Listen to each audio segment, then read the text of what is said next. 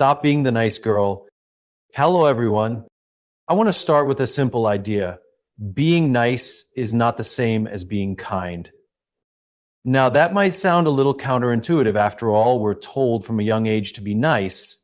We're taught that nice girls are polite. They don't upset people. They don't ask for too much. They don't ruffle feathers. But here's the problem. Nice girls don't lead. Nice girls don't challenge the world and make it better.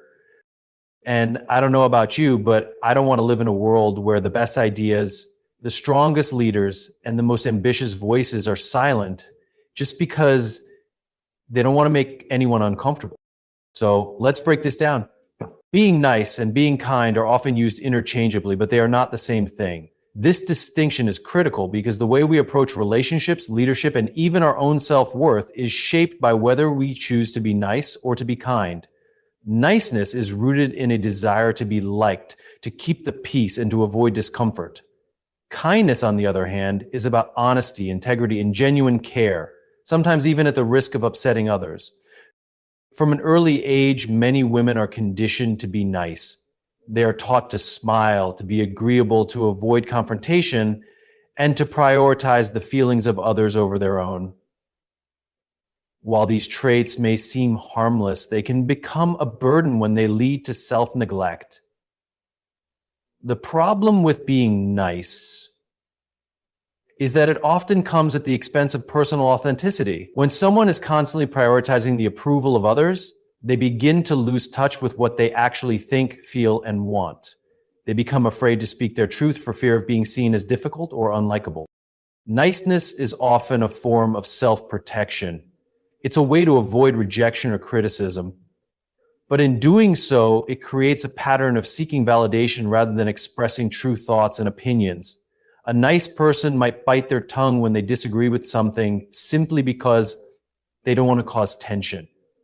They might say yes to tasks they don't want to do just to avoid disappointing someone. They might apologize for things that don't require an apology simply to smooth over a situation.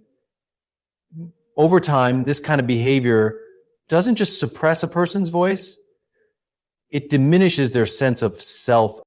Kindness, however, is entirely different. It is not about pleasing others, but about showing genuine care in an honest way. A kind person will tell the truth even when it's difficult. They will set boundaries not because they don't care about others, but because they respect themselves. Kindness means valuing relationships enough to have honest conversations, even when they are uncomfortable. It means choosing integrity over likability. One of the most significant differences between niceness and kindness is that niceness is passive, while kindness is active. Niceness avoids conflict, but kindness addresses issues in a way that is constructive. For example, a nice person might ignore a problem in the workplace to avoid creating tension, while a kind person will address it with honesty and a solution-oriented mindset. A nice person might avoid telling a friend the truth about something important to spare their feelings, but a kind person understands that honesty, delivered with compassion, is ultimately more valuable than temporary comfort. The world does not need more people who are simply nice. It needs people who are kind, strong, and willing to stand up for what is right. Choosing kindness over niceness means choosing to live authentically, to speak with purpose, and to create meaningful impact rather than merely seeking approval. Being too nice comes with a cost, one that often goes unnoticed until it starts to take a toll on confidence, boundaries, and personal fulfillment. When someone constantly prioritizes being agreeable and avoiding conflict, they end up diminishing their own needs, desires, and even their sense of self-worth. The problem is that being nice is often mistaken for a virtue, when in reality it can become a self-imposed limitation that prevents growth, assertiveness, and success. One of the biggest consequences of being too nice is the inability to say no. Many people, especially women, feel pressured to say yes to everything, whether it's extra work, social obligations, or favors for friends and colleagues. The fear of being seen as rude, selfish, or uncooperative keeps them trapped in a cycle of overcommitment. Over time, this leads to exhaustion, resentment, and burnout. When someone is always saying yes to others, they are often saying no to themselves, their time, their energy, and their well-being. Another cost of excessive niceness is the avoidance of confrontation.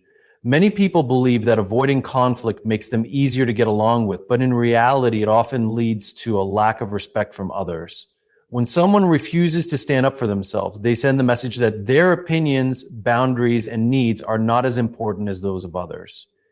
This can manifest in the workplace, in relationships, and even in everyday interactions. For example, a person who never speaks up in meetings, even when they have valuable insights, might be overlooked for promotions or leadership roles. A friend who never voices their true feelings might find themselves in one-sided relationships where their kindness is taken for granted. Being too nice also leads to chronic apologizing, saying sorry for things that don't require an apology. This habit subtly undermines confidence and makes it seem as though a person is unsure of themselves. Instead of owning their space, their opinions, and their presence, they constantly defer to others. This not only affects how they see themselves, but also how others perceive them. People who over-apologize may come across as uncertain, hesitant, or lacking authority, even when they are highly capable and competent. Excessive niceness creates a barrier to personal and professional growth. It prevents people from taking risks, asking for what they deserve, and asserting their presence in spaces where they belong. It keeps them in a state of waiting for recognition, waiting for permission, waiting for others to validate their worth.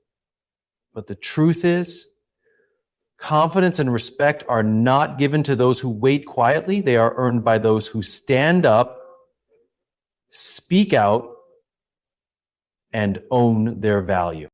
Recognizing the cost of being too nice is the first step toward breaking free from it. The solution is not to become rude or inconsiderate, but to learn to balance kindness with self-respect. Saying no when necessary, setting boundaries, and speaking up are not acts of selfishness. They are acts of self-empowerment the moment they start truly living for themselves. Kindness is often misunderstood as weakness, but in reality, it is one of the greatest strengths a person can have. Unlike niceness, which is often passive and driven by the desire for approval, kindness is an active choice rooted in courage, integrity, and self-respect. It requires setting boundaries, being honest, and making decisions based on what is right rather than what is easy. True kindness is not about making others comfortable at your own expense.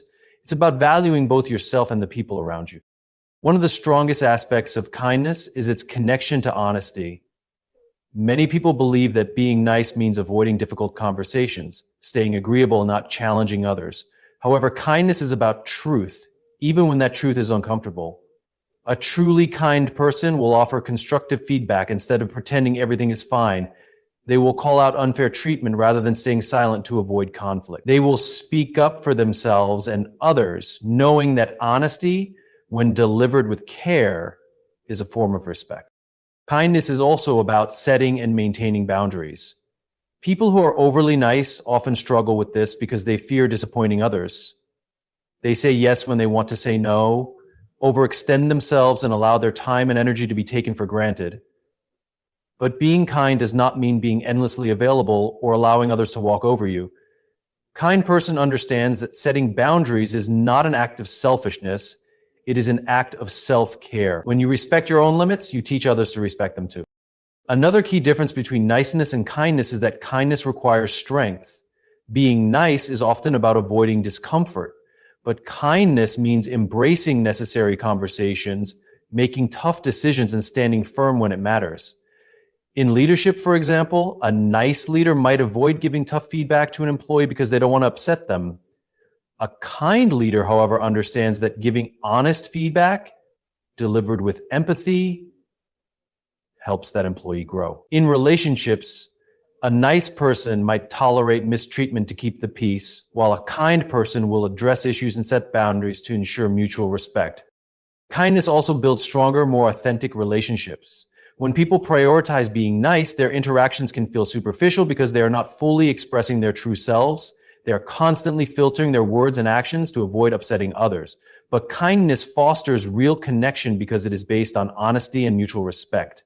When you are kind rather than just nice, people know they can trust you to be genuine. Ultimately, kindness is about impact, not approval. It is not about making sure everyone likes you. It is about making sure you treat people with respect while also standing up for yourself. The world does not need more people who shrink themselves to be liked. It needs more people who are kind, strong, and unafraid to show up fully as themselves.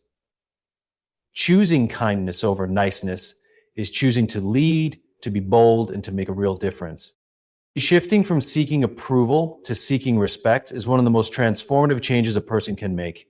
Many people, especially women, are taught from a young age to be likable, to avoid conflict, and to gain validation by making others happy. This desire for approval can become so ingrained that it influences decisions, actions, and even self-worth. But the truth is, approval is fleeting, while respect is lasting. When you stop prioritizing being liked and start prioritizing being respected, you take control of your life, your voice, and your impact. One of the biggest problems with seeking approval is that it puts your sense of worth in the hands of others. If you are constantly looking for external validation, you will find yourself bending, changing, and compromising just to fit the expectations of those around you. You will hesitate to share your real opinions because you don't want to offend anyone. You will avoid standing up for yourself because you are afraid of being seen as difficult. You will say yes when you want to say no because you don't want to disappoint people. But living like this is exhausting, and more importantly, it prevents you from fully stepping into your power. Respect, on the other hand, is built on authenticity, confidence, and self-assurance. People respect those who have strong convictions, who set boundaries, and who speak their truth, even when it's uncomfortable. A person who commands respect doesn't change who they are just to gain approval. Instead, they stand firm in their values, their beliefs, and their decisions. They understand that it is better to be respected for who they truly are than to be liked for a version of themselves that isn't real. One of the most powerful ways to shift from approval seeking to respect seeking is by setting boundaries. When you prioritize being liked, you may feel guilty for saying no, for declining invitations, or for expressing disagreement. But when you focus on earning respect, you understand that boundaries are necessary. Saying no to things that don't serve you doesn't make you selfish. It makes you strong. Expressing your honest opinions, even if they aren't popular, doesn't make you rude. It makes you courageous. Another key part of this shift is embracing the fact that not everyone will like you, and that's okay. The most influential, impactful, and respected people in history were not universally liked. They challenged the status quo, they spoke out, and they made decisions that sometimes made people uncomfortable, but in the end, they earned respect because they stood for something greater than approval. Ultimately, seeking respect over approval is about stepping into your full potential. It's about valuing yourself enough to demand that others value you too. It's about no longer shrinking yourself to fit into a mold that was never meant for you. When you stop living for the approval of others and start living for your own self-respect, you gain something far more powerful: freedom. Freedom to lead, to grow, and to be exactly who you are unapologetically,